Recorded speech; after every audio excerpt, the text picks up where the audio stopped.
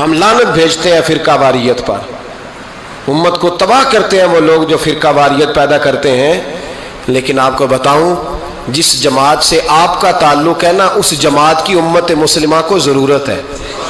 قیامت بھی 10 محرم کو ہی آئے گی، جمعے کا دن ہوگا، تو میں آج دل کو حاضر ناظر رکھ کے، اپنی طبیعت کو حاضر پا کے باشعور آپ کو کہہ رہا ہوں، جاگ کے سننا خدا کا واسطہ۔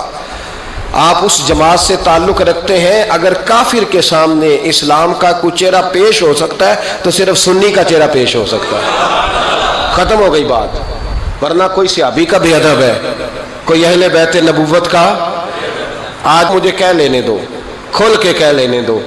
لوگ دلیلیں دیتے پھرتے ہیں، کہتے ہیں جی ایک وہ پینٹ کوٹ والا مولوی ہے، اس نے اینک بھی لگائی ہے، داڑھی بھی رکھی ہے، پینٹ کوٹ بھی پہنتا ہے، اس نے جی 1500 بندہ ایک دن مسلمان کر دیا، ایک دن 1000 مسلمان کر دیا۔ پر پتہ ہے وہ بدبخت کہتا کیا ہے؟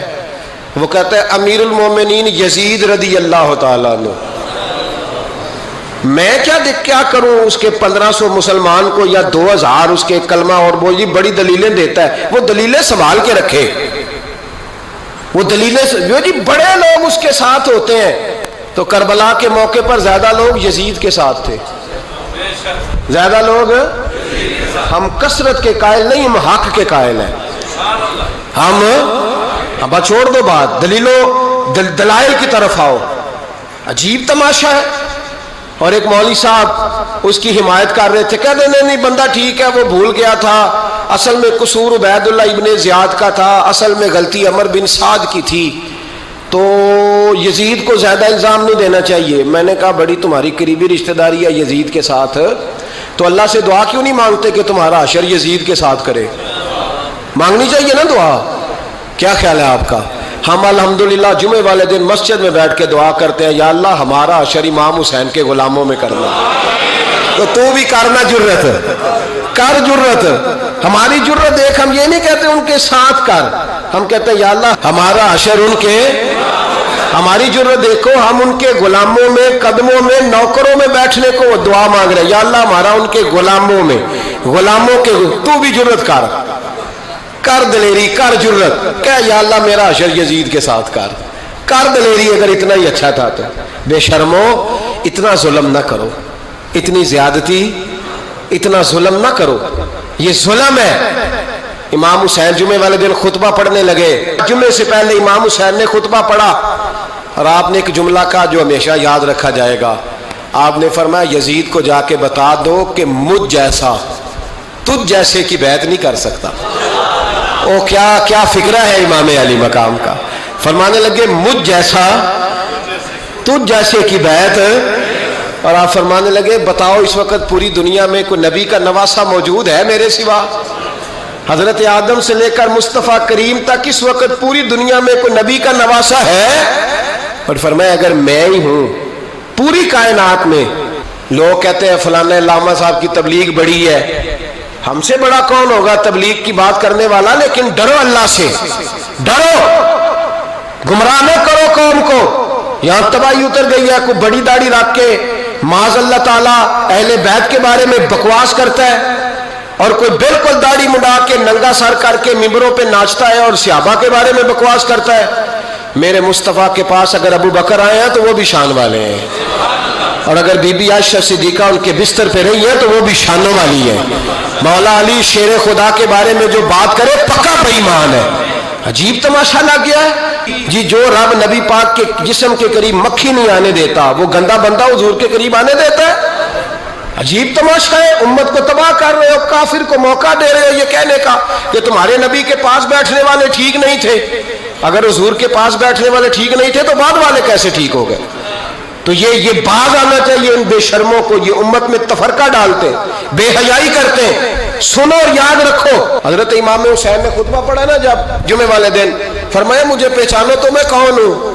تو عمر بن سعد بولا، پکے نمازی بولے۔ عمر بن سعد کہنے لگا حسین جلدی کر، ہمارا جمعہ لیٹ ہو رہا ہے۔ بلے ہو نمازیو، جلدی کر ہمارا، آئے ہائے کیا نماز ہے! یعنی نبی پاک کے نواسے کو شہید کریں گے اور شہادت کے بعد جمعہ پڑھیں گے اور نماز میں کہیں گے اللہم صلی علی محمد و علی، آل محمد. ان کو شہید کر کے قتل کر کے جمعے کا خطبہ دیا جا رہا ہے اور نماز پڑھی جا رہی. اللہم صلی علی محمد وعلی. تو میرا سنی بڑا بھولا ہے، کہتا ہے جی وہ زیادہ نمازیں پڑھتے ہیں. تو زیادہ نمازیں تو عمر بن سعد بھی پڑھتا تھا. تو بھولا او خدا کے. دیکھیں نا جتنی نماز کی اخلاق کی بات شاید میں کرتا ہوں، آپ کو جماعت میں کم لوگ ملیں گے، لیکن یاد رکھنا نماز عقیدہ نہیں، روزہ عقیدہ نہیں.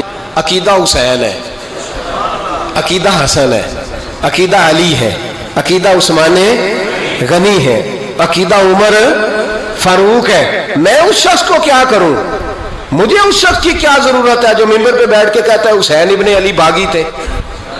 وہ شخص، اس کی نماز روزہ حج زکات دیکھا جائے گا.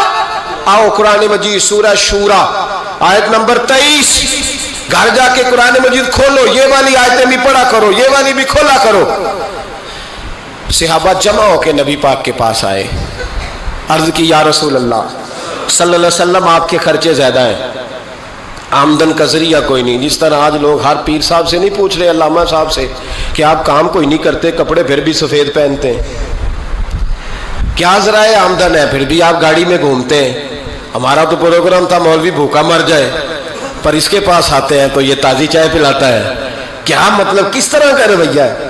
صحابہ کے بار وہ یہ نہیں سوچتے تھے آتے کام، وہ کہتے تھے آگے بڑھ کے حصہ ڈالیں. وہ سارے آگے بڑھے، کہا یا رسول اللہ صلی اللہ علیہ وسلم اخراجات زیادہ ہیں، ذرائع آمدن بظاہر کوئی نہیں. نذرانوں پہ اعتراض نہ کیا کرو، نذرانہ دینا نبی پاک کی سنت ہے، نذرانہ قبول کر لینا نبی پاک کی، بولو، حضور کی سنت ہے.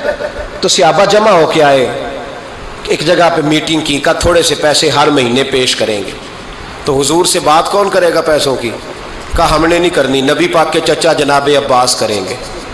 حضرت عباس رضی اللہ تعالیٰ عنہ کے ذمے لگایا گیا. جناب عباس آئے، حضرت عباس رضی اللہ تعالیٰ عنہ پیسے لے کے آئے، اور سیانے بندے تھے، انہوں نے بڑی سمجھداری والی، عقل مندی والی بات چھیڑی.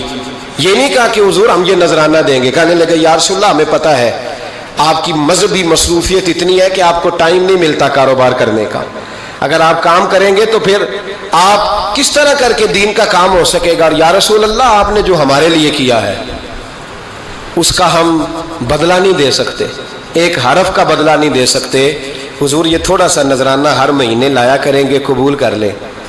نبی پاک کے سامنے رکھا ہی تھا کہ اللہ کا قرآن بول پڑا، کا کل لا اسألکم علیہ اجرا.